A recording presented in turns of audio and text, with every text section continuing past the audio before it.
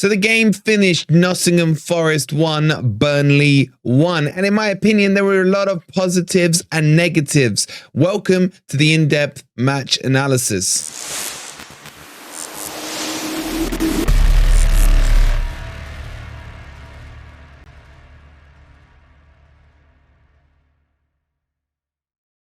Good morning, evening, or good night, wherever in the world you are. Hope you're well, and welcome to the in-depth analysis for Nottingham Forest 1, Burnley 1. Coming up in today's video, we'll talk you through all the statistics. We'll look at the average player ratings, the heat maps. We'll talk about the positives, and I think there were plenty. And we also have to cover off the negatives and be as objective as we can. If you're enjoying the content, please don't forget to hit that like button. Subscribe to Forest Fan TV if you are new, and don't forget to go and get the tickets for the home kit from the 1979 European Cup winning team, signed by all those heroes as well from Football Prizes. There's only a few tickets left. The link's pinned in the comments down below. All right, guys, let's jump into this. Okay, so let's have a quick kind of synopsis of the game. And honestly and realistically, Forest should be winning that game at home against a pointless Burnley. And I literally mean 0 points. By pointless, it should be one we are taking 3 points from. But, you know, this is Forest. We do the hard things. I said earlier in the week, I wouldn't be surprised if Forest lost this one and went and beat Man City away from home. This is just part and parcel of the roller coaster journey that is Nottingham Forest. And that's why we love it so much. But there were plenty of positives for me. For me, the number one positive yesterday was the formation. Look, I don't expect a team to go from low block football to attacking football overnight with a click of the finger just because a formation has changed. You could still see some traits within the game where in the first 5 minutes, for example, Burnley were just passing the ball between their two centre-backs, and Forest were backing off a little. And then 5 minutes into the game, Forest started to press them. Owoniyi wins the ball high up the pitch, creates a chance for Callum Hudson-Odoi, and you started to see glimmers of a high press being involved. And then you saw Sangare controlling that midfield for that first half hour. He was in the right place at the right time. We'll have a look at the heat maps in a minute and you'll kind of see where he operated. And then I got to admit, he faded off, made a few kind of long ball passes that weren't working, went for some weird skills at the end of the match that could have cost us if McKenna didn't cover for him. But Einar for me was brilliant. He was brilliant at left back and he was brilliant at right back. He was fantastic the whole night. And for me, clear man of the match. And then Turner as well looked commanding, looked solid, made a couple of decent saves. I didn't think he was under any duress throughout that whole match. And he looked very, very calm. And the other one, of course, is our wingers. I thought Hudson-Odoi was the standout winger. His finish was fantastic.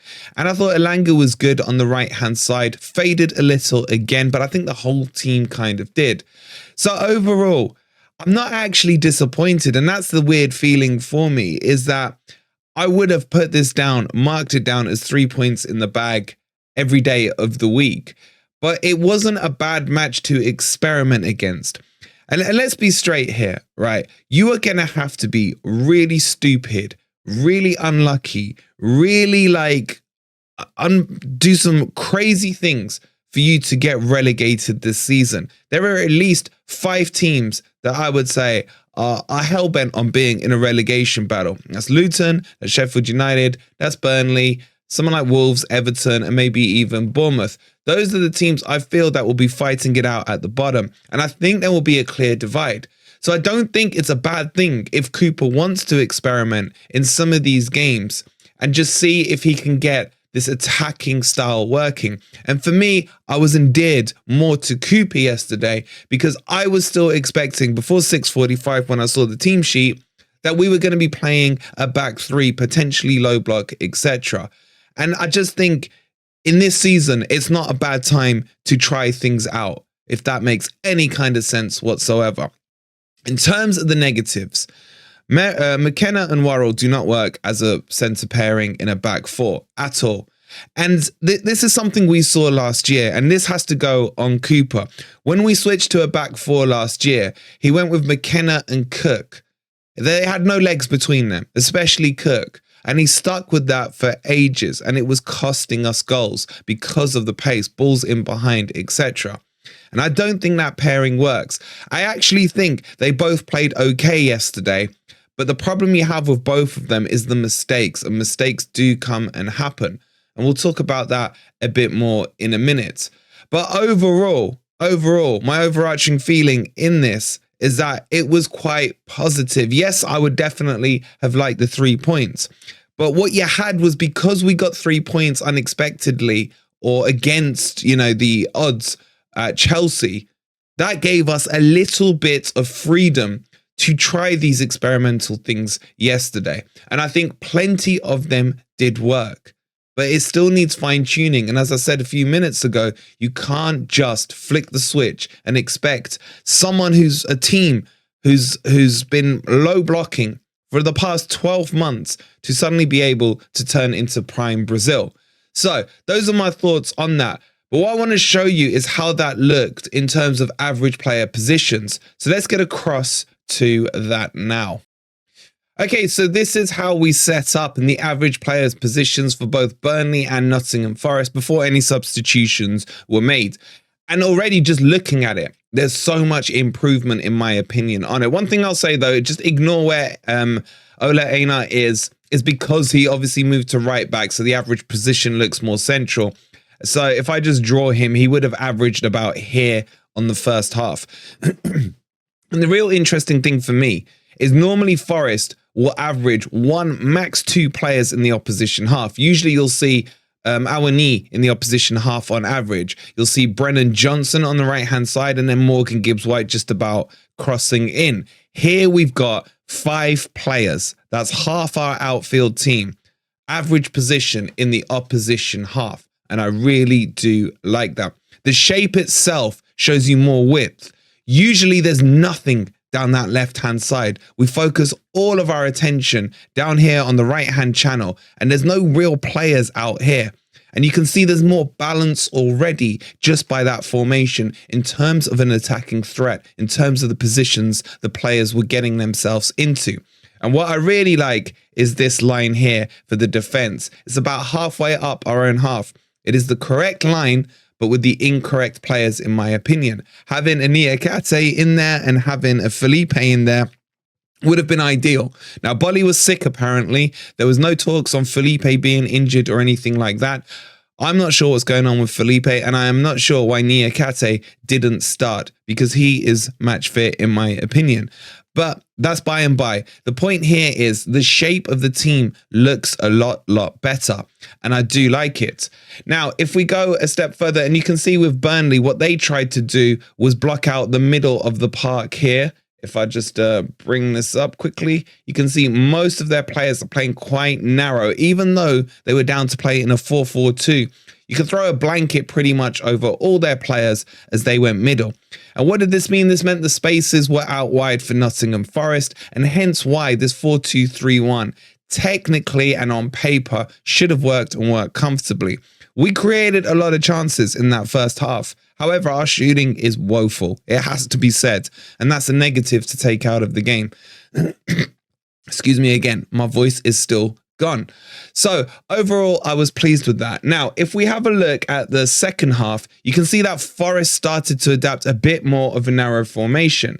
And that for me probably cost us a little bit because the spaces weren't as freely available down that middle part of the park. And you can see that Elanga was still creating some space. You could almost argue this started to turn a bit into what we were used to, with more of the players pushing forward down the right-hand side rather than down the left-hand side. But overall, I think there are good signs looking at that shape.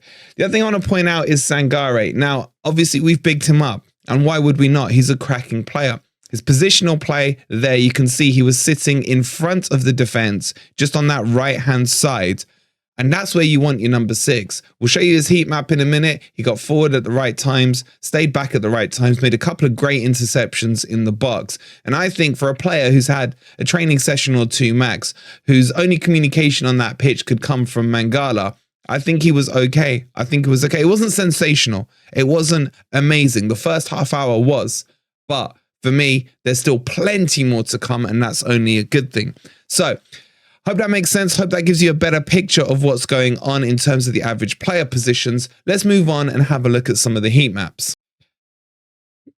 Okay, so having a look at the heat maps, you can see that the thing that stood out for me the most, and we'll talk about this now, is Burnley's heat map down their left-hand channel down here.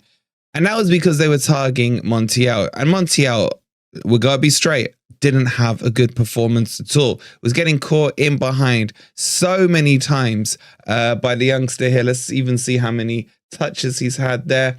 He had 48 touches and he was playing very high up against us. And that's where their real threat was coming. If you look down Einar's side there wasn't too much at all. We had them nicely locked out. Even when Tavares came in, I thought we were quite solid down that left-hand side.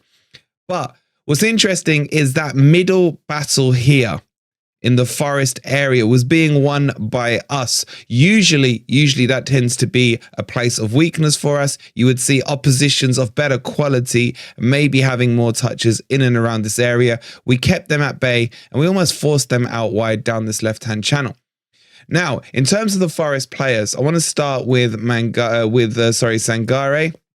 And there's his heat map there. And this is almost a textbook number 6 heat map. You can see predominantly it was in our own half. He had 56 touches overall, but he was getting forward at the right times. And he was also winning the ball in that 30-minute, that golden period that I keep going on about. He was winning the ball higher up the pitch and causing turnovers and giving us a chance to create opportunities to start our attacks from. So overall, I think there's a lot of positives to take from Sangare, but let's not overhype his performance. It wasn't amazing, but it was good. Now, if we have a look at the likes of Montiel, you can see that it's very disconnected. There's a concentration of touches in our own half, but for me, he was getting too far forward.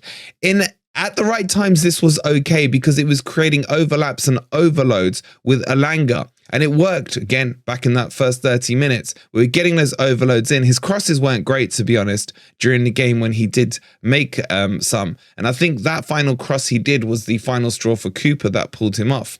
But overall, you can't write him off yet. That's what I'd say. If we look back at performances over just the last 12 months of players that came in and didn't have a great debut, you could look at the likes of Lodi, you could look at the likes of Danilo. So to write him off completely now isn't the right approach, in my opinion. He's not a bad player. I still think Serge Aurier is better than him, but I don't think we can just write him off just yet. But that was his heat map. And overall, the touches between the two teams, there's 586 for Forest, 675 for Burnley. So they did dominate possession. I think we had 46% possession to their 54.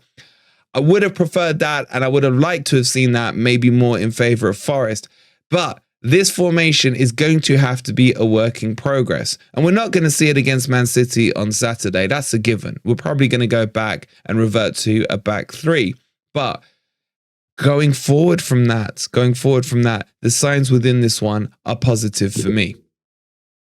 Okay, so looking at the match as an overall picture, look, there was plenty of positives to take, and there was some negatives as well. And I think that's the correct approach when doing an in-depth analysis on the game, is that you can't just sit there and say everything was fantastic or everything was crap. You got to have a balanced approach, talk about the good stuff, talk about the bad stuff, and look to see how the team can improve from there. So I think the biggest problem we've got now is that it's Man City next. It would have been nice if maybe we had the Brentford game at home next, or maybe a Luton or something like that, so Cooper could look to develop this style and this play going forward. But it's going to be broken up by this Man City game. I fully expect Forest to go back into a back three, low block football. And honestly, I don't have too many problems with that. I mean, whatever you do against Man City, they're probably going to find a way to beat you. But maybe with that in mind, maybe it's not just a bad idea just to try this out again at Man City. Free swing, as they say, and just see what happens. Who knows? But we'll talk about Man City later on in the week. We do have a goal for you coming up tonight at about 8:45, depending on when the other guys are free. So look out for that, where we will go into more details about this game and break it down and get the other guys' opinions on it all. If you've enjoyed the video, please don't forget to hit that like button. Subscribe to Forest Fan TV if you are new, and we'll see you tonight on the live stream. And come on, you Reds.